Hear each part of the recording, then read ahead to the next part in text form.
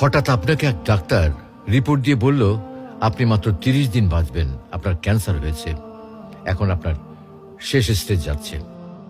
এটা শুধু আপনিই জানেন, আপনার পরিবার কিংবা বন্ধু বান্ধবরা কেউ জানে না।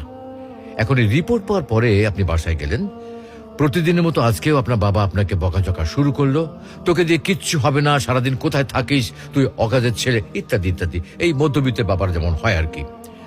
তখন কি প্রতিদিনের মতো আজও আপনি তর্ক করা শুরু করবেন, নাকি প্রাণ ভরে বাবার বকাগুলো শেষবারের মতো আরেকবার শুনে নেবেন? হঠাৎ আপনার মা এসে আপনাকে বলল, নে বাবা ভাতটা খেয়ে নে। আপনার মনে হবে এই বুঝি আপনার মায়ের শেষ হাতের খাওয়া, আপনি আর বাঁচবেন না। আপনি পরম তৃপ্তি নিয়ে খাবেন এবং আপনার কাছে মনে হবে এটা আপনার শ্রেষ্ঠ খাবার, যদিও ডাল ভাত হোক না কেন।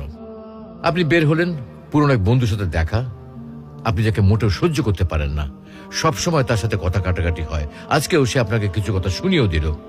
আচ্ছা, এখন কি আপনি তার সাথে তর্ক শুরু করে দেবেন? মোটেও না।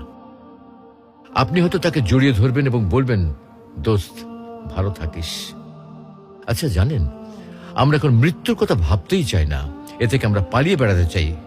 কিন্তু যদি আপনি ভাবেন যে আজই আপনার শেষ দিন, তাহলে দেখবেন সবকিছুই আপনার কাছে ভালো লাগছে। তাই ইগো ছেড়ে দিন, ইনশাল্লাহ আপনার মন ভালো হয়ে যাবে।